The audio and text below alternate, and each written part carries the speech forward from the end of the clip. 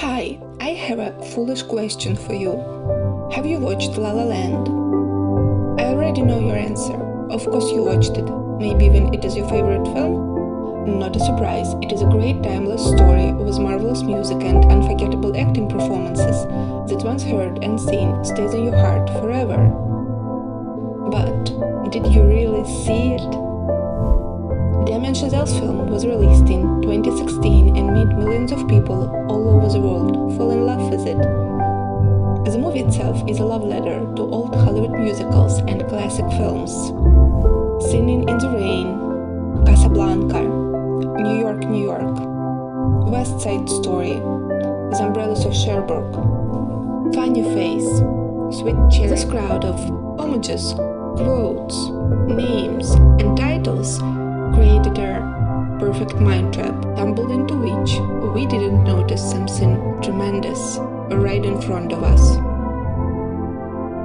You already got that there is more to this film than meets the eye. If you still can't swim free of this, then I'll help and give you some clues to solve the riddle. She has a beautiful voice, a pure and brave heart, and can swim. One more thing, you've been looking at her all this time. Yes, it is The Little Mermaid. A story that during all these years was waiting to be found in the heart of La La Land. It is unbelievable, but these films, like sky above water, reflect each other in every motion and together create a masterfully crafted, perfect, and complete picture. Until this moment, you've seen only one part of it. La La Land and its world above is a wonderful place, but everyone knows the true magic lies under the sea. I hope you can swim, because now I'm taking you with me on a diving journey and you have no idea what is waiting for us on this way. As soon as you start to pay attention, you will notice an obvious detail. Water of all kinds is flooding your screen with splashes, pools, thematic pictures on walls. And it is Los Angeles, so the bright blue endless ocean is an integral part of the landscape. We've got the right address. Did you already notice something interesting? To watch this film, we need to take a different look at scenes around us and try to catch a balance between the two flows. That's it. From now on, I will tell a story you already know, and you can follow my actions and try to notice the matches. And so it's time to meet our heroes. Mia, an aspiring actress pursuing her big dreams in a city known not only for its limitless possibilities, but also for breaking hopes and hearts. She is splitting her time between endless auditions and working as a barista in a coffee shop on the Warner Brothers studio lot. For her, it is not just a day job, but also a window into a world she's passionate about, and a place where she meets movie stars living her dream life. All we see now is this enigmatic smile on Mia's face, but we know for sure with such moments she is asking herself, what would I give to live where you are? What would I pay to stay here beside you? I don't know when, I don't know how, but I know something's starting right now. Watch and you'll see, someday I'll be part of your world. And there is Sebastian, a dedicated jazz musician struggling to make ends meet and playing Christmas jingles instead of music he loves, so that he can save up to start his own club. They will keep running into each other again and again and again, until finally decide to give romance a chance and settle a date, a movie date at the Rialto Theatre. love most in art?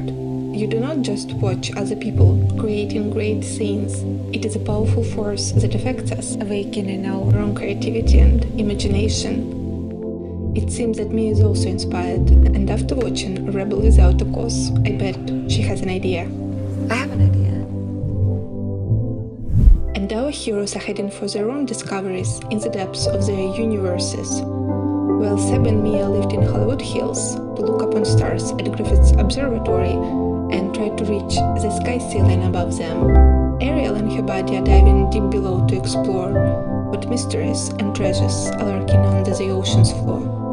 You'll join on this exciting journey later, and now let's wait for them on the next chapter of Mia and Seb's shared romantic story.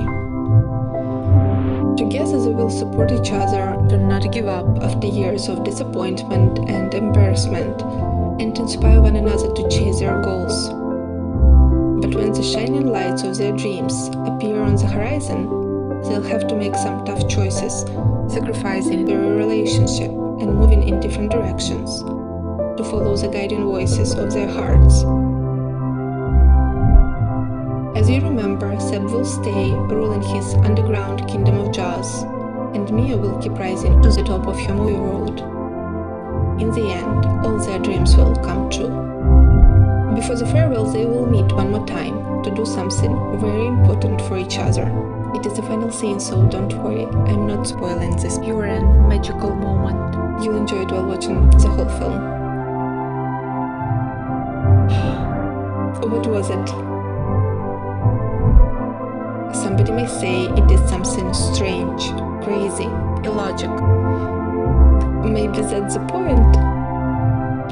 La La Land always had this additional fairy tale extension, and it is not just a trick for the sake of a trick.